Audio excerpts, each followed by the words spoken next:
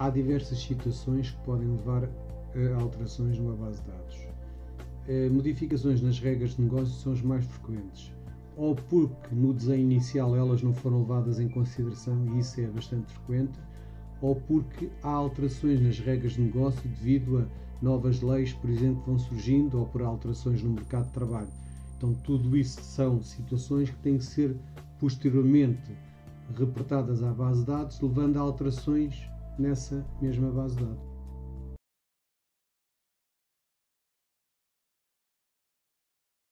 A forma como se lida com as alterações é muito importante.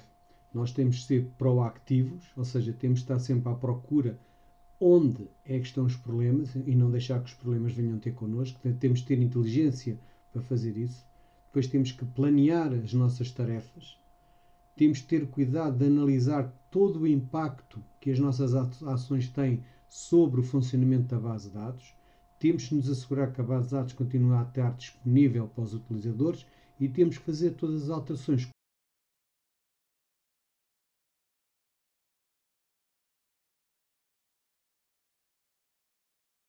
que é uma base de dados em produção? Uma base de dados em produção é uma base de dados que já está disponibilizada aos clientes.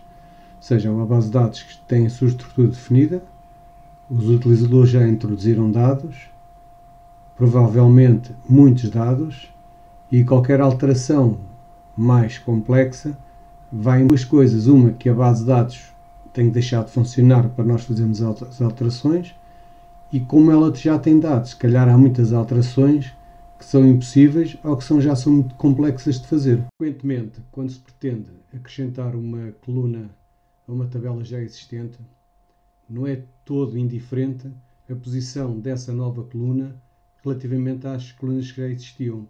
Nomeadamente, quando se usam geradores de aplicações, o gerador vai buscar as colunas na ordem em que eles estão definidos. E se um utilizador está habituado para, por exemplo, a preencher um impresso, ver os campos numa determinada ordem, se calhar é melhor nós, nessa modificação que fazemos da tabela, colocarmos a coluna no sítio certo. Ora, isso pode ser uma tarefa complicada, como veremos. Se dividirmos em dois grandes grupos as alterações que se podem fazer numa base de dados, podemos ter aquelas que são nos programas e aquilo que é na estrutura. Portanto, os programas são sempre muito mais fáceis de alterar porque estão despegados da camada dos dados. Tudo que tem a ver com a estrutura da base de dados é sempre de uma complexidade acrescida. Este diagrama mostra o fácil e o difícil em termos de alteração da estrutura.